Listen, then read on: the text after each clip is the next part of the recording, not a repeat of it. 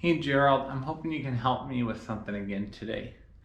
You see, I'm trying to do enough good things for God to accept me, but I'm scared. I'm a little worried that I can't do enough. I haven't done enough good things. So Gerald, how many good things do I have to do to get to heaven and for God to love and accept me? I really need to know, Gerald. Thank you. Hey Cody, that's a great question. I'm sorry you're really worried about whether you've done enough good things to be accepted by God. Does that relate to anything in your life? What do you think about that question, Gerald? Actually, it reminds me when I first got to Earth. I wanted to be human, so I tried to do everything humans do. So, like, what are some of the things you try to do to be like a human? Well, I'm not supposed to say that we go shopping on Thanksgiving rather than eating. Okay. Yeah, that's true. But did you do any like other activities, like any sports or anything like that? Well, I saw a lot of people running when I got here, but I Okay. could never tell what they were running from. I kept looking for someone chasing them, but I never saw it. And then I tried running to where they were running to, but they were going home. Running is very confusing for me. Okay, I can see that, Gerald. So it is a weird thing that we do as humans. But did running like that, did that make you a human? And no, it just made me very tired. I'm sure it made you very tired. It's not going to make Gerald a human to do silly things that humans do, run or, drive a Humvee or something like that. But Cody, likewise, Cody, you can't do enough good to be accepted by God, to be perfect. It's just kind of the same kind of thing. Gerald trying to change it a human by doing human-like things is the same as you trying to be accepted by God by you doing enough good things. This is not going to work. So how did that make you feel when you tried that to be human? Was it pretty tiring? It was very exhausting and very frustrating.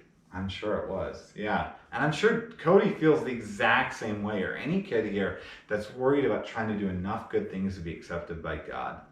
Well, this kind of relates to a series we've been going through, guys. For the past couple weeks, we've been working through the Sermon on the Mount, which is a great sermon from Jesus. And now this is kind of a third in a series. If you guys haven't watched any of the previous ones, please do so. And in that Sermon on the Mount, Jesus talked about trying to be accepted by God by doing good things. Do you think that he thought it was possible to be accepted by God by doing good things, or no? I think he thought so, but the reality of it is Jesus Christ was needed for us to be accepted by God. Because Yeah. we can't be perfect. Absolutely. So so it's important to see that, and we see this in Matthew 5:17 through 20, and part of Jesus' Sermon on the Mount. And you guys, as you do family worship with your parents, you guys can read these 4 short verses together.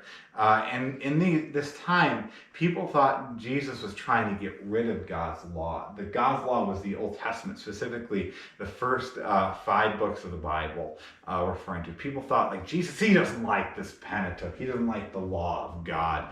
That's not true. So this is mostly law written by Moses. And people thought at the time that they gained salvation by following the law of Moses. Is that true? Do you gain salvation? Do you get saved from sin by following God's law? No, really, because just like I couldn't do enough to be human, none of you watching can do enough good things to get into heaven. Yeah. Because even failing once means we failed. Absolutely.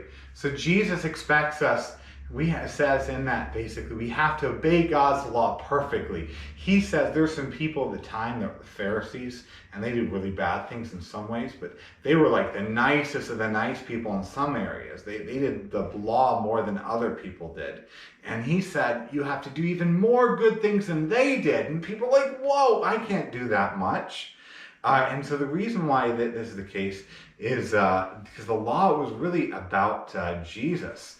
The law that Jesus shows us, the law was actually pointing us to him. All of these things that we have to do to get into heaven was pointing us to the Jesus was the man who was the only one who could do all those good things to get to heaven. Only Jesus is able to be perfect.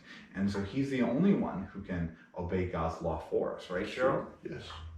And if we believe in Jesus, we get accepted by God because he gives us his perfect obedience. That's awesome.